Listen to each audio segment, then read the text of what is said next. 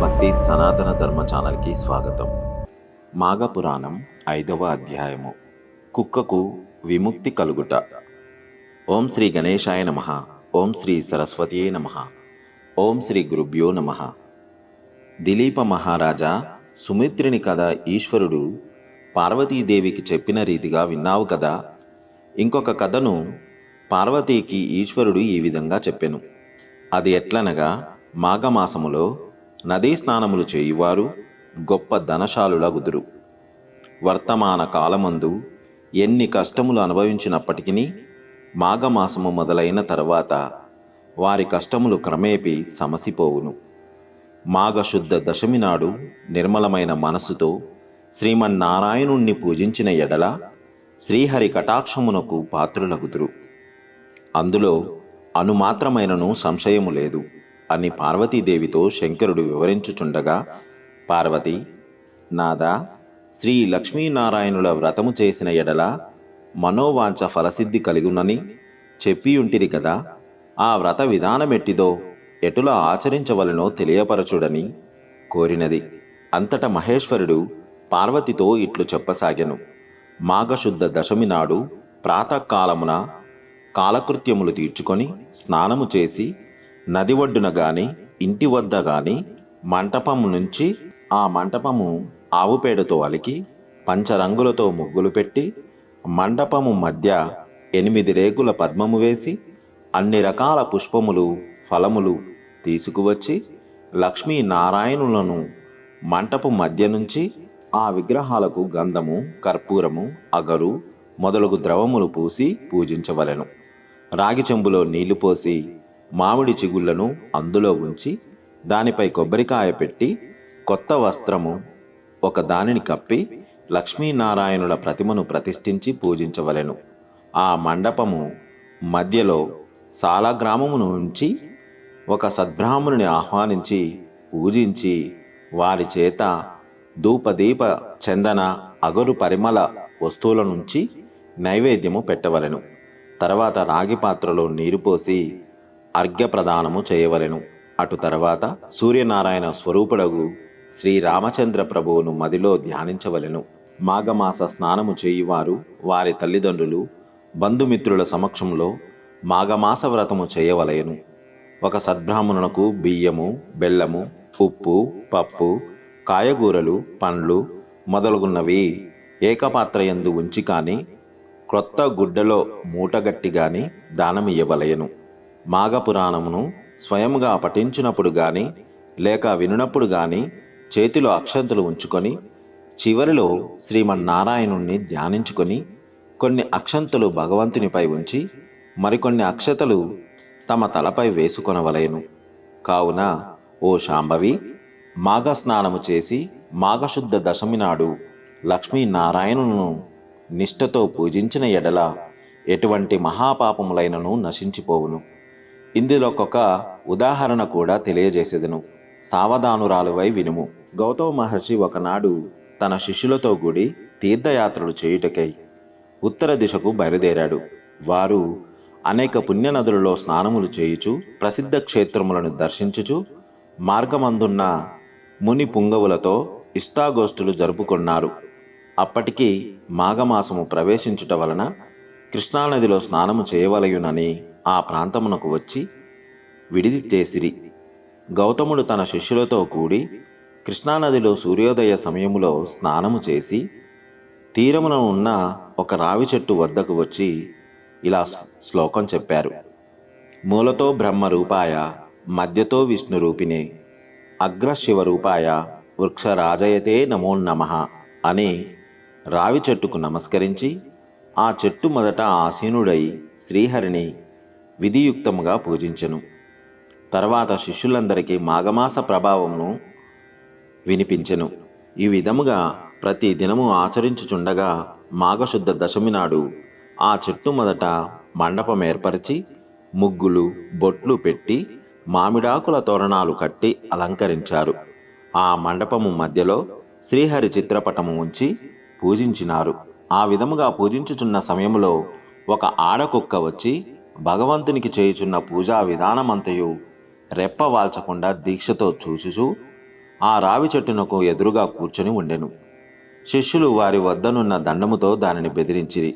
ఆ కుక్క అచట నుండి లేచి ఉత్తరం వైపు మళ్ళీ మరల తూర్పునకు తిరిగి రావి చెట్టునకు ఎదురుగా కూర్చొని ఉండెను. శిష్యులు వారి వద్దనున్న దండముతో దానిని బెదిరించిరి. ఆ కుక్క రావి చెట్టు చుట్టూ తిరిగి వచ్చినది. అప్పటికి 3 సార్లు ఆ మండపము చుట్టూ ప్రదక్షిణము చేసినందున, అది మాఘమాసము అయినందున అది వెంటనే తన కుక్క రూపమును వదిలి ఒక రాజుగా మారిపోయెను. ఆ రాజు సకలాభరణములు ధరించిన వాడై మునుల ఎదుట నిలబడి వారందరికీ నమస్కరించెను. అక్కడున్న ఆడకుక్క రాజుగా మారిపోవుట చూసిన మునులు, గౌతమ మహర్షి కూడా అమితాశ్చర్యము పొందిరి. ఓయి, నీవెవరవు? నీవిట్లు మారుటకు కారణమేమి అని గౌతముడు ప్రశ్నించెను. మునిచంద్రమా, నేను కళింగ రాజును. మాది చంద్రవంశము. నా పేరు జయచంద్రుడు. నాకు అన్ని విద్యలయందు ప్రావీణ్యత గలదు. నా దేశ ప్రజలను ధర్మ మార్గమున పరిపాలన చేయుచూ ఉన్నాను. దాన ధర్మములు అనిన నాకు అతి ప్రేమ. నేను అనేక దానాలు చేసియుంటిని. గో, భూ, హిరణ్య, సాలగ్రామ దానాలు కూడా చేసియున్నాను. ఎక్కువగా అన్నదానము, తిలదానము చేసియున్నాను. అనేక ప్రాంతాలలో చెరువులు త్రవ్వించాను. నూతులు త్రవ్వించి బాటసారులకు నీడనిచ్చు నిమిత్తం చెట్లను నాటించాను. ధర్మశాలలను కట్టించాను. పశువులు త్రాగుటకు నీటి గుంటలు త్రవ్వించాను. నిత్యము బీద ప్రజల నిమిత్తం అన్నదానములు, మంచినీటి చలివేంద్రములు ఎన్నెన్నో పుణ్యకార్యాలు చేసి ఉన్నాను. అనేక దేవాలయాలను నిర్మించి దైవ విగ్రహాలను ప్రతిష్ఠించాను. సద్బ్రాహ్మణుల చేతను, వేదాలు చదువు పండితుల చేతను ఎన్నో క్రతువులు చేయించాను. పురాణాలలో ఉన్న ధర్మాలన్నీయును చేసి ఉన్నాను. కానీ నేనిలా కుక్కనయ్యాను. దానికి కారణము లేకపోలేదు. ఆ కారణం కూడా నేను విశదపరచెదను, వినుడు. ఒకానొక దినమున ఒక మునిపుంగవుడు గొప్ప యజ్ఞం ఒకటి తలపెట్టాడు. యజ్ఞము చేయుటన్న సామాన్య విషయము కాదు కదా. దానికి ధనము, వస్తు, సముదాయము చాలా కావలను. కావున ఆ మునిపుంగవుడు నా వద్దకు వచ్చి అర్థించెను. మునిసత్తముడు వచ్చిన వెంటనే ఎదురెగి కాళ్ళు కడిగి ఆ నీళ్లు నా శిరసుపై చల్లుకొని కుశల ప్రశ్నలు అడిగితిని.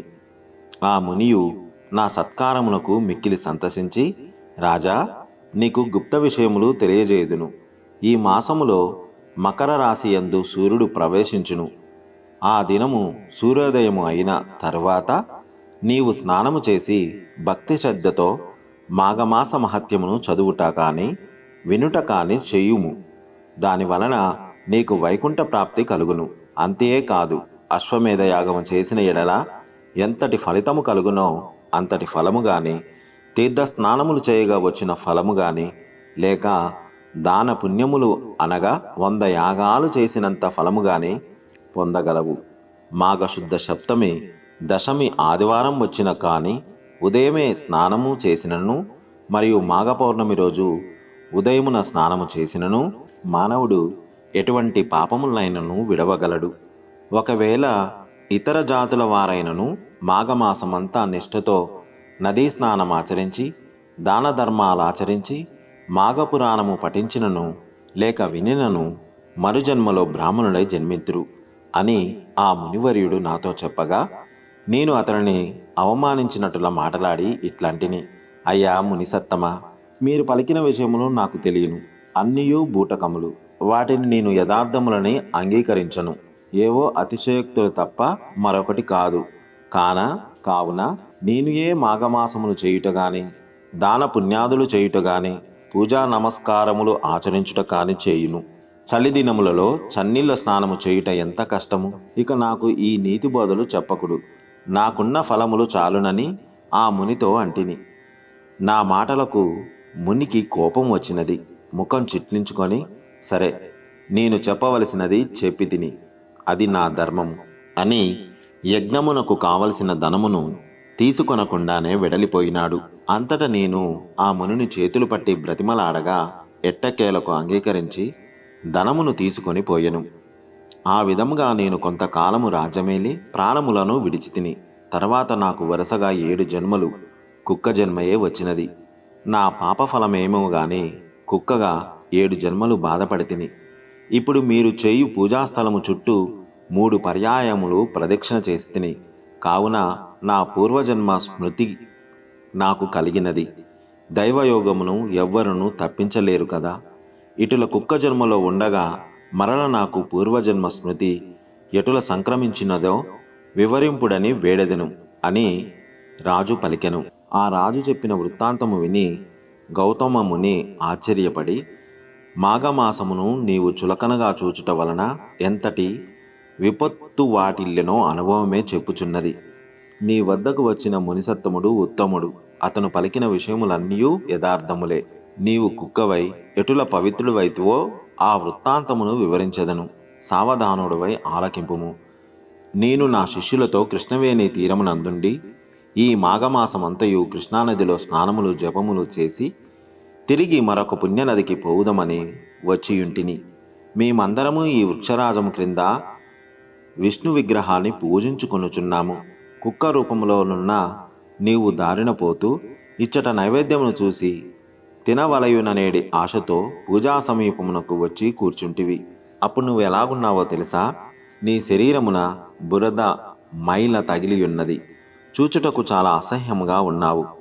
పరిశుద్ధులమై భగవంతుని పూజ చేయుచున్న సమయములో అచటకు జంతువు కాని పక్షి కాని వచ్చియున్న దానిని తరిమివేయుట సహజమే కదా. నీవు అసహ్యముగా ఉన్నందున నా శిష్యులు నిన్ను తపోదండములతో నిన్ను కొట్టబోవుటచే పారిపోయి నైవేద్యమును తినవలనను ఆశతో తిరిగి యథాస్థానమునకు వచ్చి కూర్చుంటివి. మరల నా శిష్యులు నిన్ను కొట్టబోవుటచే పారిపోయి తిరిగి మళ్ళీ వచ్చినావు. అట్లు 3 పర్యాయములు తిరుగుటచే భగవంతుడు నీ రూపమును మార్చి నిజరూపమును ప్రసాదించినాడు. అనగా భగవంతుని మండపము చుట్టూ తిరుగుట వలన మాఘమాస ఫలము కలిగి పూర్వజన్మ వచ్చినదన్నమాట. ఇక మాఘమాసమంతయు నదిలో స్నానం చేసి భగవంతుణ్ణి ధ్యానించి పురాణ పఠనము చేసినచో ఎంతటి ఫలము వచ్చునో ఊహించుకొనుము అని చెప్పగా రాజు వినుచుండగా అంతలోనే ఆ రావి చెట్టునకున్న ఒక తొర్ర నుండి ఒక మండూకము బయటకు వచ్చి గౌతమ మహర్షి పాదముపై పడి బెకబెకమని అరచి అటూ ఇటూ గెంతుచుండెను. అట్లు గెంతుటలో మండపం వద్దకు వచ్చి చూచుండగానే కొంచెములో హఠాత్తుగా కప్పరూపమును వదిలి ముని వనితగా మారిపోయెను. ఆమె నవ యవ్వనవతి, అతి సుందరాంగి. గౌతమ ఋషిని చూడగానే ఆమెకు జ్ఞానోదయమై తన యొక్క పూర్వజన్మ వృత్తాంతమంతయు జ్ఞప్తికి వచ్చినది. అంతటా గౌతమ ముని, అమ్మాయి, నీవెవరి దానవు? నీ నామధేయమేమి? నీ వృత్తాంతము ఏమి అని ప్రశ్నించెను. ఆమె తన పూర్వజన్మ వృత్తాంతము తెలియజేయుటకై ఇట్లు చెప్పదొడంగెను. ఇది శ్రీ మాఘపురాణ 5వ అధ్యాయము సంపూర్ణము. సర్వే జన సుఖినో భవంతు. గోవులను సేవించండి, గోవులను రక్షించండి. ప్రకృతిని కాపాడడం మన ధర్మం.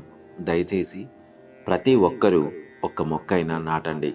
ఇలాంటి మరిన్ని వీడియోలు చూడడానికి మా అనంత భక్తి సనాతన ధర్మ ఛానల్ని సబ్స్క్రైబ్ చేసుకోండి. నమస్కారం.